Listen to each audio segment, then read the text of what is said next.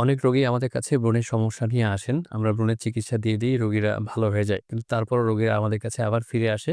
কারণ অনেকেরই ব্রণের দাগ থেকে যায়, যেগুলোকে আমরা বলি স্কার। স্কার বিভিন্ন ধরনের হয়ে থাকে। স্কারের ফলে গালে গর্ত হয়ে যায়, গালে উঁচু কিছু নুডল দেখা দেয় বা দাগ হয়ে যায়। তো এগুলো কিন্তু রোগীদের জন্য বিশেষ মাথা ব্যথার কারণ। বিশেষ করে ইয়াং এজের যে ছেলেমেয়েরা রয়েছে, তাদের কিন্তু গালে এরকম গর্ত বা দাগ থেকে গেলে তারা খুবই সামাজিক সমস্যার সম্মুখীন হয়ে থাকেন। তো এই দাগ বা গর্ত দূর করার জন্য আমরা কি করতে পারি? দাগ বা গর্ত দূর করার জন্য আমরা বিভিন্ন ধরনের ক্রিম বা সেরাম ব্যবহার করে থাকি। কিন্তু শুধুমাত্র ক্রিম বা সেরাম ব্যবহার করলেই কিন্তু দাগগুলো চলে যায় না। তাহলে আমরা কি করব? আসলে উন্নত বিশ্বে এগুলোর জন্য বিভিন্ন ধরনের চিকিৎসা রয়েছে। উন্নত বিশ্বের সাথে আমরাও কিন্তু অনেক এগিয়ে গিয়েছি। আমাদের দেশেও এখন এই চিকিৎসাগুলো এভেইলেবল। ব্রণের জন্য যে স্কারগুলো হয়, স্কার দূর করার জন্য বিভিন্ন ধরনের চিকিৎসা পদ্ধতি আমরা প্রয়োগ করে থাকি। যেমন মাইক্রোনিডলিং। মাইক্রোনিডলিং যদি করি তাহলে গালে বা কপালে বা শরীরের যে অংশে ব্রণের জন্য দাগ হয়েছে বা গর্ত হয়েছে সেটা কিন্তু অনেকাংশেই চলে যায়।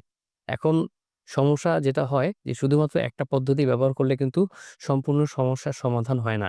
সেজন্য আমরা বলে থাকি যে একই সাথে একাধিক পদ্ধতি যদি ব্যবহার করা যায় তাহলে কিন্তু রোগী বেটার রেজাল্ট পায়। তো মাইক্রোনিডলিং এর সাথে যদি আমরা পিআরপি করতে পারি তাহলে আরো চমৎকার রেজাল্ট পাওয়া যায়। আরো একটি ভালো চিকিৎসা পদ্ধতি হলো কেমিক্যাল পিলিং। কেমিক্যাল পিলিং এ বিভিন্ন ধরনের রিএজেন্ট আমরা ব্যবহার করে থাকি। এই রিএজেন্ট গুলো আমরা রোগীর এই স্কার গুলোতে ব্যবহার করে কিন্তু আমরা ভালো রেজাল্ট পেতে পারি।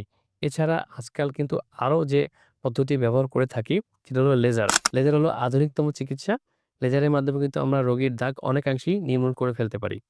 এখন অনেক রোগীরা জিজ্ঞেস করে থাকেন যে, "আমি এই মাইক্রো নিডলিং বা পিআরপি বা লেজার যেটাই বলেন না কেন, কয়বার নিবো বা কতদিন নিবো?" এটা একটা ভালো প্রশ্ন। কয়বার আমরা চিকিৎসাটা নিবো? আসলে এই চিকিৎসা ১ বার বা ২ বার নিলে আশানুরূপ রেজাল্ট পাওয়া যায় না। কতবার নিবো এটা নির্ভর করে রোগীর প্রোগ্রেশন কতটুকু হচ্ছে তার উপর। অনেকের ক্ষেত্রে দেখা যায় যে ৩ বার বা ৪ বার বা এর চেয়েও বেশিবার এই চিকিৎসাগুলো নিতে হতে পারে।